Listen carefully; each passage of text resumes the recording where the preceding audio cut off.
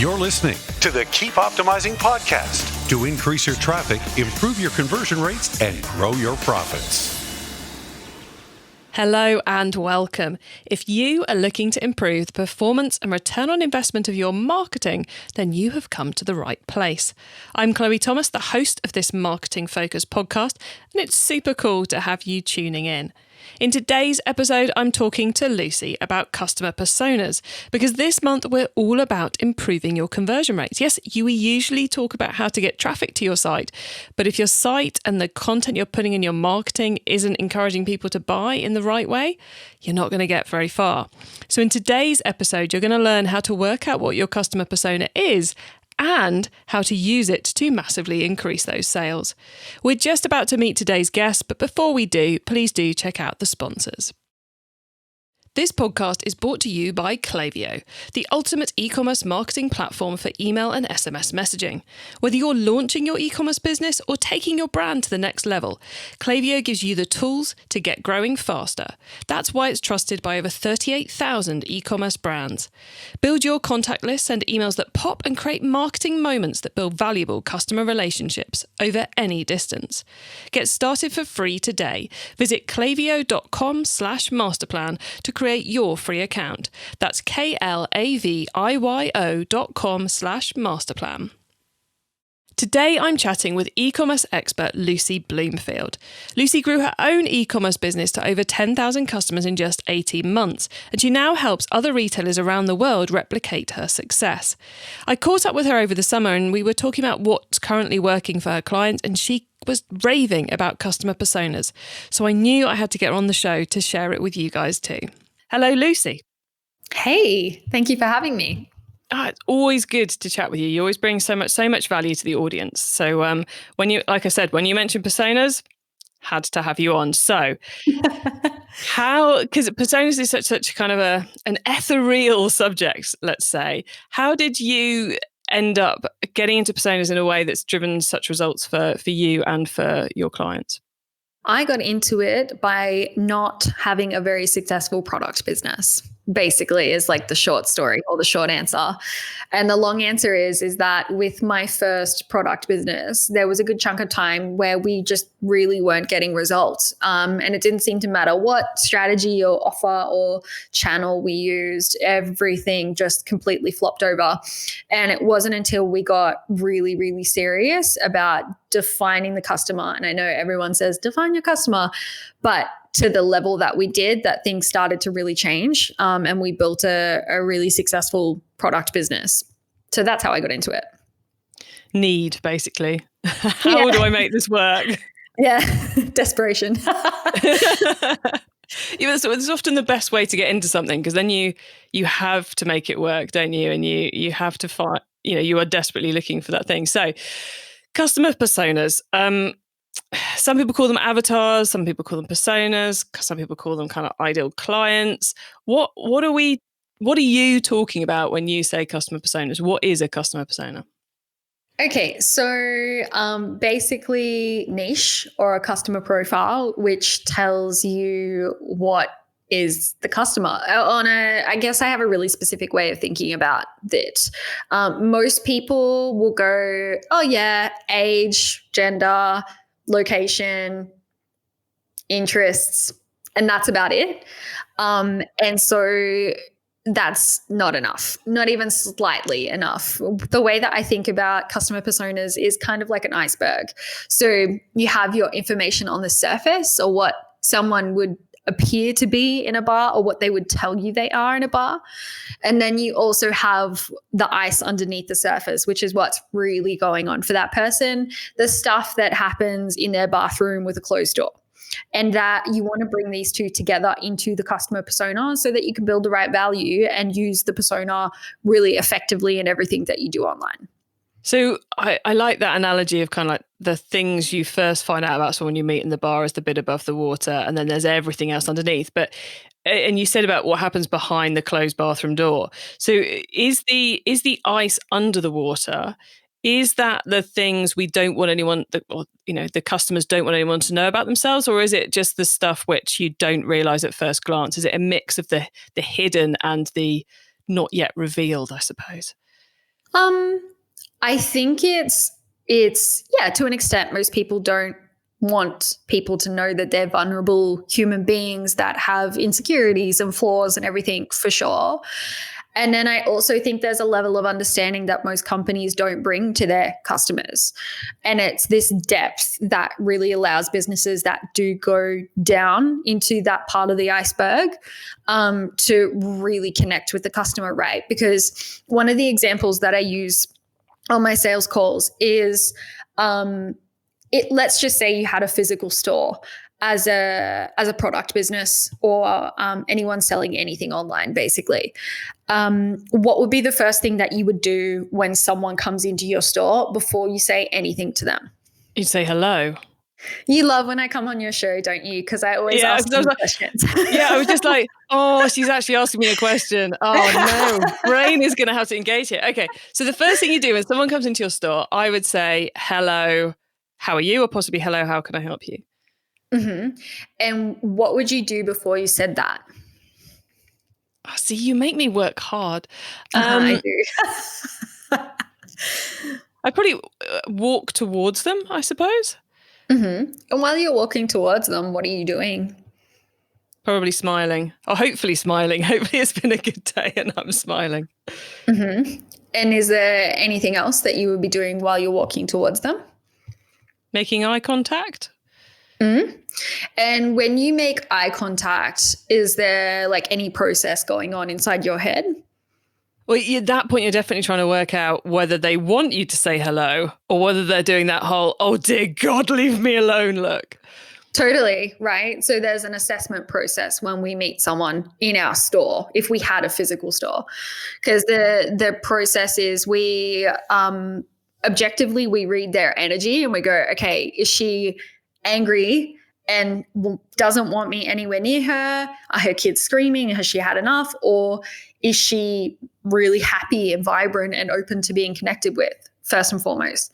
Then the next thing we do, which is not completely conscious, is we make an assessment of the person. What clothes are they wearing? How well presented are they? How well dressed are they? Do they look tired? Those things happen automatically. And we as salespeople or the person in the store adjust ourselves based on what we see, right? Because if she was angry, you'd be like, hey, from the other side of the store. And if she was open, you'd probably walk up and compliment her on her handbag or whatever. When do we get that opportunity online? We tend to just go in straight with the, would you like to buy something? Not even the hello, not even the sense checking. Yeah. Yeah, it's just great. Have a discount, buy something. Yeah. Totally. And so what happens is, if let's just say 3 people come to your site right now, when do you get the opportunity to reposition yourself based on that person? Do you change the whole site for each client that comes? Yeah, we talk a lot about kind of on-site personalization, but that tends to be about which product they see, which tends to be, especially for a first-time visitor, tends to be the product they're most likely to buy, because it's based on everyone else's data, not on that person's data. So we don't really reassess until we know an awful lot more about them, and quite possibly until they've actually bought something. That's right. And we don't go, oh, Sally is a single mom and she's come to my site, and Belinda is not a single mom and she's come to my site and she has hubby's credit card, whereas Sally doesn't. So we don't adjust ourselves based on who's coming to the site. And the reality is we can't, and maybe we shouldn't even do that. But most people go into online flying blind. All they say is 35 to 45-year-old woman interested in skincare. That doesn't tell you anything about the person that's coming to the site. It doesn't tell you about what they experience, why they're buying skincare to start with. So the customer personas play a really, really important part. Even from, you're talking about personalization, what about in the way that you build value? Because that's very different for someone who's single versus someone who's married. And you don't know that unless you have a customer persona that's done properly. Exactly. And let's just so in case the listeners aren't quite fully grasping this, can we just explore that, how we position value differently for a single person versus someone who's married with children? Do you want to do an example? Yeah, let's do an example. Say a bottle of shampoo. How do we position the value to a single person versus someone who's married with kids? This is the mistake that everyone makes, right? Because what everyone does is they go, oh, well, I might want to sell to both of them. So how would you do them separately? And it's like, no. You're jumping to the second step in the process, which is how you build value. First, you need to decide who you're going to sell to. So how we build the customer persona is more important than how we build value for that customer right now. Does that make sense? That does make sense. So then let's flip to how do we build the customer persona then? Good question. I can pick up on the clues sometimes, Lucy.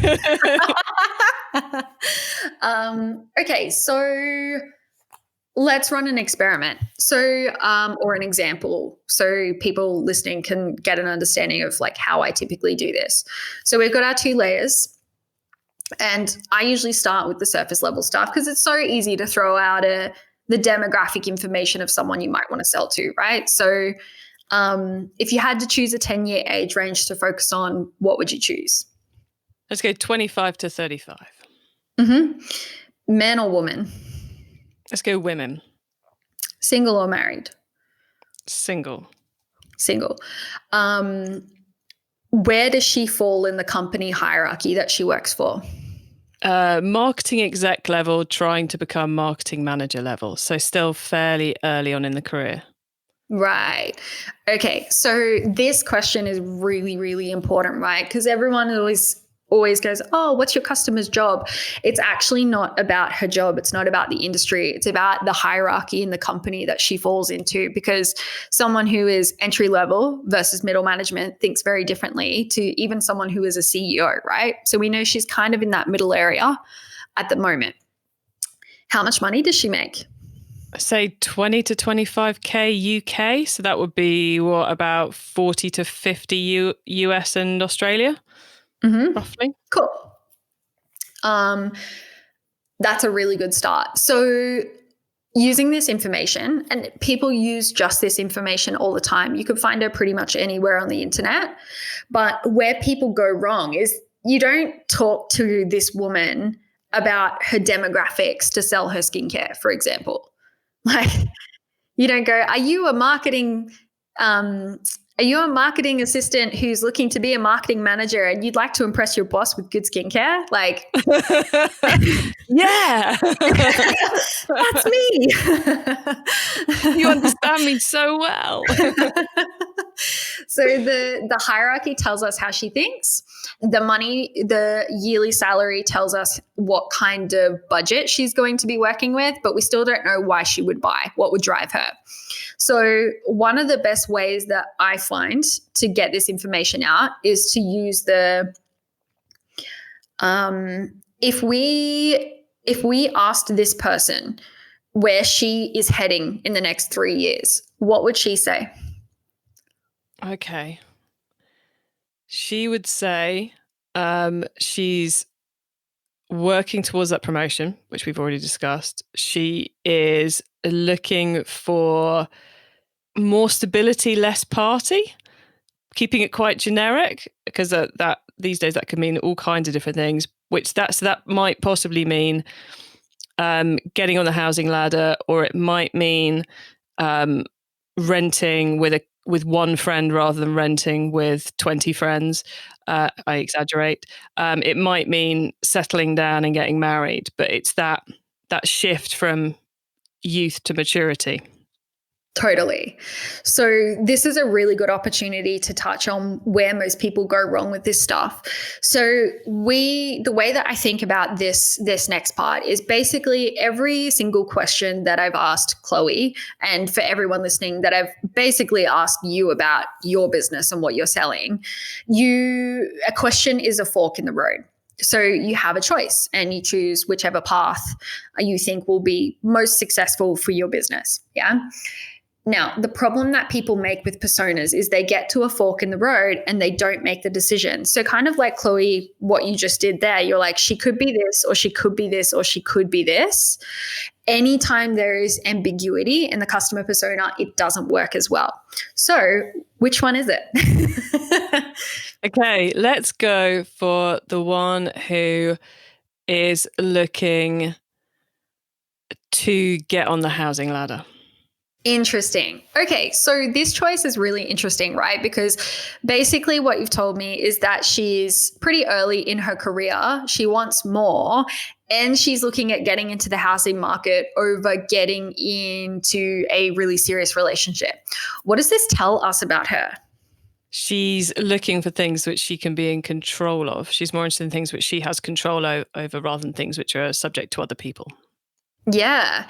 And she's quite ambitious, right? She's looking to set herself up, which means her values, in comparison to someone who values getting into a long-term relationship and starting a family and doing that whole journey. Not to say that she won't eventually, but that's not where she's at in the next 3 years of her life. They are very different to that person over there who wants to start the family. She prides herself basically on being able to make really good, smart decisions. She wants to invest. She wants to grow. She wants to scale that ladder.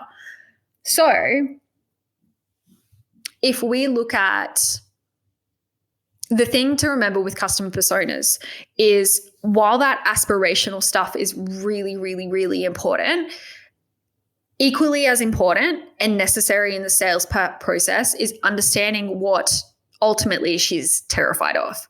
So if we flip to that, right, and we go, okay, park the aspirational stuff for a second, and we look at if you and I were a fly on her wall at like 2 a.m. in the morning, what would she be tossing and turning about? Oh, that's a tough one. I'm going to say tossing and turning about being seen as a failure by other people. That's a good one. What would it mean if she was? What kind of story and meaning has she attached to that if that were true? I'm thinking of someone who is overly hung up on the opinions of other people, which I guess is probably the driver behind wanting to get the house and get on the housing ladder, be ambitious and all the rest of it. But it means there's a crushing lack of self-confidence at the center of it all. 100%, right? So much like the reason why I like to wear very expensive clothes, I want people to know that I feel successful and that I feel rich and that I feel like I've done a really good job, and I want them to be able to see that visually, right? So 100% if she's ambitious, driven, looking at investing, there is almost always an underlying premise that this person has, which psychologists call unrelenting standards. And the very basis of unrelenting standards is that you're just not good enough. Nothing you do is good enough. So reach the next standard. And then you hit that goal, and then the next one, and then the next one, and the next one. And I'm sure everyone listening can relate to how exhausting that is. Oh, yes. Right? So she's on that journey for sure. Now the question becomes, we've got this amazing customer persona, and this is where so how do we actually sell to her comes into play. Mm-hmm. Why do you think she buys skincare? Oh, okay. So I reckon she buys skincare because she knows or she believes that her outside appearance is something which other people are judging her on. Therefore, it's got to be good.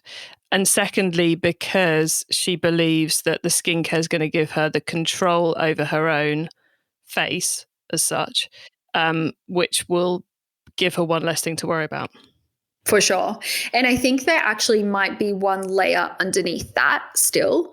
So when we dig down into this stuff, the important thing when you're doing this at home is not to accept the first answer, because it's never the first answer.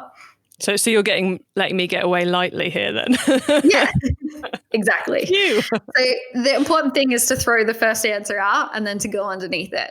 So when she stands in front of the mirror in the mornings and she's getting ready for work and she's thinking about, the stuff that's happening at work, whether she's going to, whether Brienne is going to stop being so rude to her manager, and whether she's really going to get that promotion, what is she using? Like, what is the skincare a part of? I guess it's part of putting all her armor on ready for the day. It's part of her routine part of her armor. Yeah. Yep, totally. And so it really becomes about the reason why people buy products is because they want to be more of something, which is why it's so important to understand the aspiration of the customer over the next 3 years. Because if you can show her how your product can be used to help her become more of who she wants to be, of course she's going to buy it. Yeah, because why wouldn't she? It gives her everything she's looking for. That's exactly right. Like skincare is just a random example, right? And I am into skincare.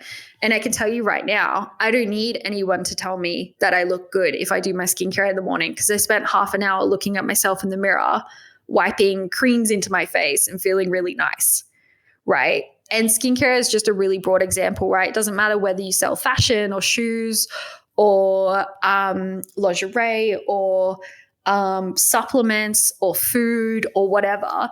You have to understand that the person buying the product gets immense value from it because it helps them be what they feel they're not. It fills a void almost always. So finding out what that void is incredibly important, because that's how you build value for the customer.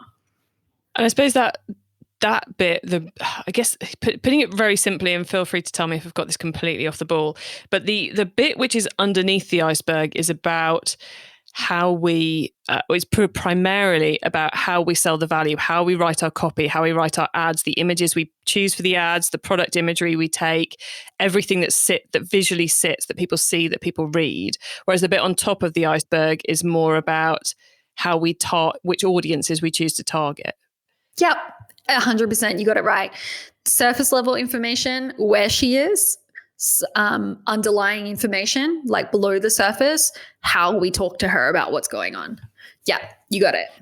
Because there's those two battles, aren't there? There's, with any marketing that we do and with the website, is what information we put in front of them to get them to buy, but also what targeting we do in the first place, which if you don't get the targeting right, then you're just wasting money.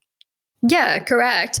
And I think there's a lot of argument about, at the moment, having really broad targeting and having really narrow targeting and having really short form copy that everyone can get behind and having really long form copy. And both of those things work, as well as each other in my experience. But if the goal is to just sell a bunch of crap online, then cool, do whatever. But if you're looking to build life-changing value for people where they can see how your product fits into their lives and helps them be more of who they want to be, and you need to deliver that in long-form copy and a website that talks to them exactly to them about what's going on in their lives, then why wouldn't you do that? Yeah, because then you're building, if you give value to the customer, you're building a longer term business with repeat orders and it's, as I said, this part of this month on the podcast is all about improving our conversion rates, and the targeting is the easy bit to get right. All the content and the messaging and the value building to increase those conversion rates, to increase the click throughs from the ads, this ad spend, cost per acquisition reduction and all of that comes down to this more difficult bit to do underneath the iceberg. Yeah. And it is really hard, right? Because like using that retail store versus online store example, we don't get to stand in the shop and figure out who these people are. We have to do it from behind a screen. And so one of the things that I always tell my clients when I'm teaching them the CRO stuff is some of my best ideas for projects that I'm working on that aren't doing that well, where the conversion rate sucks and it needs a lot of work, is I just get away from my computer and I go for a long walk or I sit in nature and I just think about this person and go, what's really going on? Like, why is she not buying? Why is he not buying? And then I take those breakthroughs back and I change the entire site, and it almost always fixes the problem. You say, you go for the walk and you think about the customer. And we've just done an example where we've just picked stuff out of my head, which obviously is slightly harder than if you know what product you're trying to sell and you've got some idea of who you're creating it for. But are there data sources we should be looking at to try and understand the customer more? Or is it more about that intrinsic the getting to understand your own customers, dealing with them day to day and dealing with their customer service queries and that side of things. Should we dive into the data, or is this just what we learn as someone working at an e-commerce store? I think there's merit for both. I think if you're listening to this and you're at the start of your journey and you don't have a lot of customer data, the best thing that you can do is think deeply about this person. And if you're further along in the journey, it's still good to think deeply, but there's so much data for you to draw on that it would be crazy to not make use of it. So I think both have their value for sure. And are there any particular data sources for that person who's been up and running for a while they should look at? Are we talking Google Analytics interest lists, or are we talking Facebook ad data, or, literally doing a word cloud of your customer inquiries? So that's a really good question. So there are a couple of different things that I personally really like and always do, no matter the size of the company. So I will take a selection of customers that I want to sell more to. So say, for example, you're a business who's making a transition into selling more high-end things, and you want to try and find people who spend more money with you, right? So I would take a selection of the people who had spent the most money with me in the last 90 days. And I would do two things. The first thing that I would do is find them on Facebook and go through their profile and their interests. Wow, that's in depth. Yeah, it's really manual and it takes up a lot of time, but it's worth it, because you can find a lot of themes, but not necessarily specific interests, although sometimes. So, for example, one of my clients was moving over to selling more high-end things, and she did this exact exercise, and what she found was that all of these customers were into artisan things like gourmet food, artisan products, that type of thing. And that made a lot of sense. So we're like, okay, great, cool. Let's follow that strategy. The other thing, and some people have a tendency to not want to do this work because it's involving real people. But I usually get on the phone with people like at least once a month, because you can learn so much from tone, from enunciation, from accent, from everything. And the best insights that I've ever gotten into customers have always been through phone conversations. Yeah, and I know a lot of people get scared of it, but actually, if you might get a couple of people going, no, I don't want to talk to you, no, I don't want to talk to you. But the person who does will be so excited to speak to you and so want to give you their feedback that it actually turns into a really joyous experience. Yeah. And of course, I guess if you're scared, you can always email, say 10, and say who would be up for having a conversation with me on Thursday afternoon. If you're scared of the phone being hung up on you, then, a quick email will remove that fear. Totally. I mean, I always do that anyway, because it's not like an e-com business really operates getting on the phone. Like, it would be different if you're a consulting and service business, where your clients sort of expect that high touch, but e-com is a bit different. So I always send an email asking for permission and being like, hey, we're an early stage business, or hey, this is the CEO. People love getting an email from the CEO and being like, I would love to chat to you. Or someone who appears to be high up in a company, because they feel so flattered that someone would be so interested in them.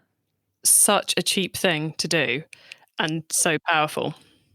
Yeah, completely unscalable, but that's kind of not the point, right? Like, you don't need to have 100 conversations to learn something. I remember one time with my first skincare company, I got on the phone with this lady, and obviously no judgment from me before I say this, but she was clearly someone who had an alcohol problem. And I was like, that's really interesting. Like, I hadn't even considered that I would be looking at people who have trauma and who have addictions and things like that. And so that kind of spurred where we later went with the brand, because it was like, these people, they're really struggling. Some of them are really struggling. They're either below the poverty line, or if they're not, they have some serious problems and they've had some really tough situations in their life. And this skincare is the thing that helps them take care of themselves once a week. Which is completely not the thing you'd realise if you weren't having that conversation with the customers. Like, Lucy, we've talked about the levels of customer persona, so our iceberg. We've talked about that process of asking the questions and digging deeper to work out who they are and to really understand that niche. And we talked about some of the great tactics for getting the data and exploring our actual customers. Now, the question I've got written down here is, what do we do with it once we know? Which I'm pretty certain your answer is going to be put it everywhere. So I'm going to rephrase the question I've got written down. And I'm going to ask you, obviously, we should be putting this information, this insight everywhere to improve those conversion rates across the site, across the marketing. That takes quite a bit of time to do it, from Facebook ad right the way through to post-purchase follow-up. So where should we start implementing it to see if we've actually understood it right and to see if we've actually written the right thing to make the difference? That's a really good question.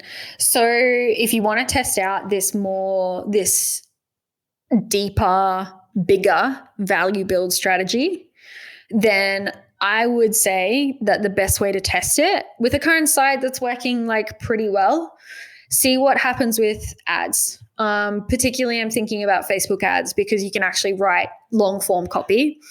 And so when you sit down and think about this customer that you guys have done the work on after listening to this episode, think about what breakthrough they need to have and then use the copy to give them that breakthrough.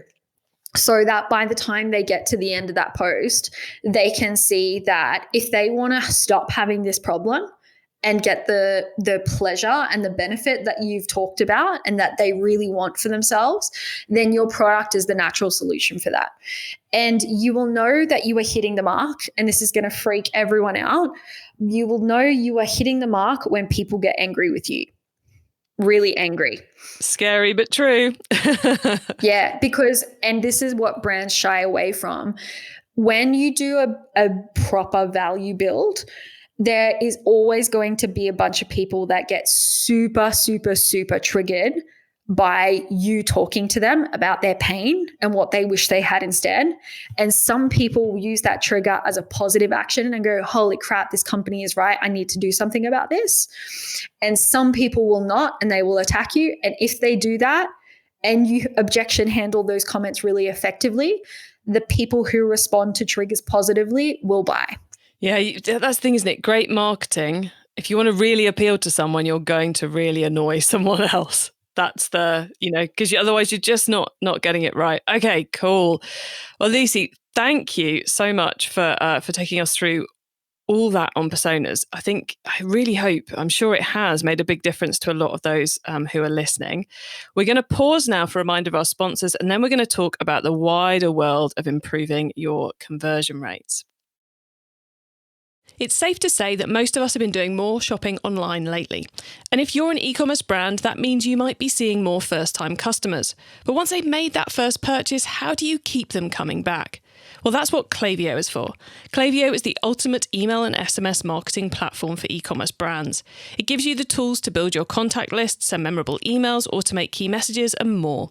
Way, way more. Whether you're launching a new business or taking your brand to the next level, Klaviyo can help you get growing faster. And it's free to get started. Visit klaviyo.com/masterplan to create your free account. That's klaviyo.com/masterplan. Okay, Lucy, so far we've gone deep into customer personas. Now you get to wow us with your insider knowledge about the whole of improving your conversion rates. So the following questions, your answers can be anything to do with improving your conversion rates or e-commerce in general, let's be honest, which of course does include customer personas. So Lucy, you ready for these? Yes. Cool. Let's start with improving all your conversion rates newbie advice. If we've inspired someone to take their first step with improving their conversion rates today, what do they need to know to give themselves the best chance of success? That your best changes are not going to come from sitting in front of the computer and wondering why it's not working. I always say this to my clients who are right at the start of the journey. Get off your computer and go out and think about the customer. Come back, make some changes, get off the computer again. Because staring at the data, especially when you don't have a lot of data, staring and staring and staring and staring isn't going to solve the problem. You need to go away and think really deeply about this person and why they're not buying. This is a question that I'm always asking myself when I'm right at the start of an e-com business or a product business. I'm like, why is this customer not buying? Like, she's getting to the site and then she's going, no, because X. What's the reason? And then once I choose one, and here's the secret, you just got to choose something as quickly as possible. Then I make the changes around that and see if it works, and do that again and again and again. Yeah, because let's be honest, it's not just, you don't just come across that one thing straight off, do you? It's endless testing. Endless testing. Okay, once you've started, of course, you've got to keep optimizing. So what's your favorite way to improve conversion rate performance? Oh, favorite way to improve. I think to a certain extent, and there might be some people who like really disagree with this, but I think getting your site to a certain point is really pretty much all you need to do. So what I mean by that is you can work really, really hard on your site and your CRO across everything, across your advertising and post-customer journey as well. And get your company up to 20, 30 grand a month. And then what I typically find with my clients is that they can stay with that site from 20, 30 grand a month all the way up to 100 grand a month before they then need to seriously start thinking about it again. So I guess for the way to think about it, or the way that I think about it as ongoing improvement, you want to think about your CRO in stages. The first stage is just trying to get it to work at some level of volume. And then the next stage is actually putting enough volume through. And then once you have a significant enough volume of orders every single month, that's when it gets really interesting, because you can start looking at broadening that. Does that make sense? Yeah, it makes total sense, because often people get like tunnel focused on perfecting the website and forget that there's a lot more to their business than just the website. And if you get it to, there's a certain level, like you said, you get it to and it's working pretty well, go off and work on some other things, because that's where the growth's going to come to. Because the marketing improvements, they never end. The website improvements, they never end either. The back end improvements, the product improvements, none of it ever ends. And it's a bit like if you think of a stool with its legs, if you make one of the legs really, really long, then the stool will fall over. So you have to kind of raise all those bits together. That's what I was thinking. Yeah, it's totally like that. Cool. Okay. It's impossible to improve our marketing unless we're monitoring the performance, but the list of stuff we could monitor is, quite frankly, overwhelming. So what for you, Lucy, is the number one conversion rates KPI? Add to cart. Aha. Rather than actual checkout. Yeah. Because the thing is, it's difficult to get, it's difficult, quotation marks, to get a conversion. 2 to 3% is the most that you will ever get. Whereas getting someone to the site and getting them to add to cart is a lot easier. And I find once someone's in that system or that part of the funnel, getting them from add to cart to conversion is less difficult than getting someone to add to cart. And so one of the key metrics that most of my clients spend solving is how to get more people adding to cart, because you can also then do a bunch of retargeting and do some really cool stuff with that. But I think add to cart is a grossly undervalued metric as far as getting people through your funnel. I like it. Very, very clever. Okay, crystal ball time. What's coming up in the next even 6 to 12 months that we should be getting ready for to improve our conversion rates?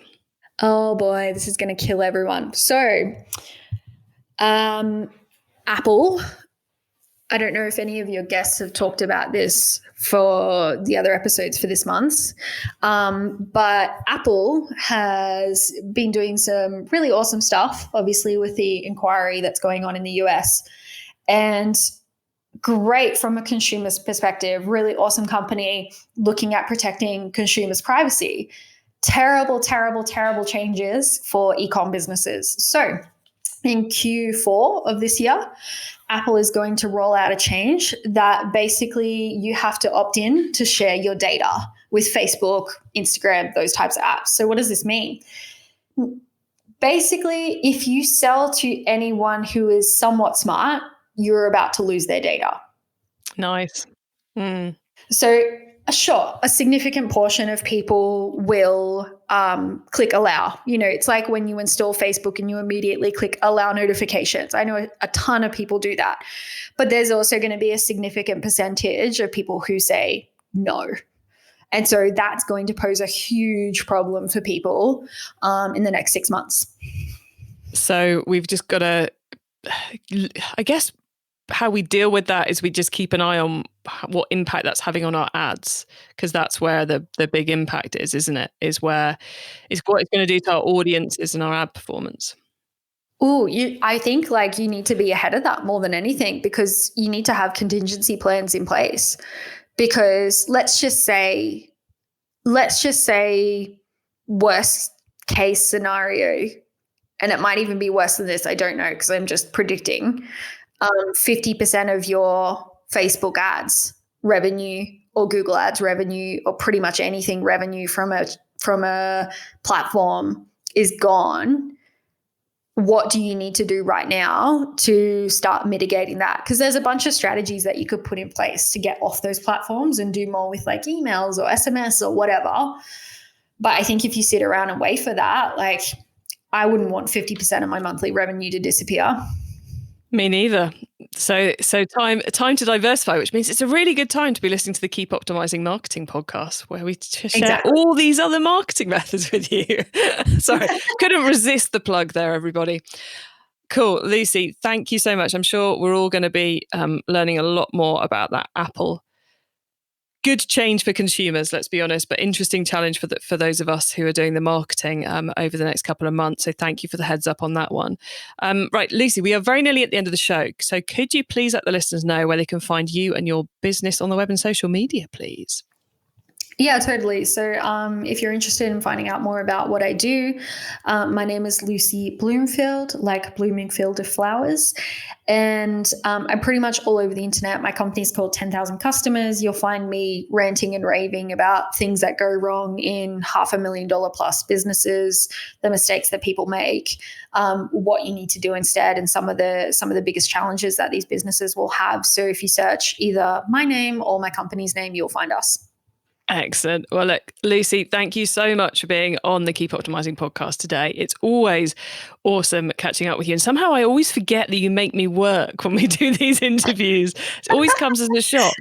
I really must put a note next to your name on my podcast list. Makes you work, beware. But thank you so much for sharing so much. I know the audience will have found it incredibly useful. So thank you. Thank you. So, customer personas, take the time, work them out, try them out, tweak them, and then use them everywhere. It's like rocket fuel to everything else that you're doing. You can get the links to everything that Lucy recommended and everything we discussed today, plus the full transcript of the episode, important notes, and more at keepoptimizing.com. That's with an S, not a Z. And as part of my mission to help you improve your marketing, I've invited all our Improve Your Conversion Rate specialists to join us for a Q&A webinar at the end of the month. That's your chance to get your questions answered. So get yourself registered to the webinar. And even if we've gone past the webinar date, get yourself signed, get yourself to the keepoptimizing.com website, where you can both sign up and, if this has already happened, talking to you from the future now or the past, I don't know, whichever one it is. But whatever way you want to engage with the webinar, whether you want to watch the replay or you want to get there for the live version, then head to keepoptimizing.com to get access to all of it. And thank you for tuning into this episode of the Keep Optimizing podcast. If you've enjoyed the episode, then make sure you check out episode number 2, which is all about preference centers. Because once you understand your personas, preference centers are a great way to take it to another level. And please do tell your fellow marketers about the show as well, because the whole point of putting this together and putting it out there for you to listen to is because I want to help as many marketers as possible to improve the performance of their marketing. So have a great week. Spread the word, and make sure you tune in next week for the next episode, so as I can help you to keep optimizing your marketing.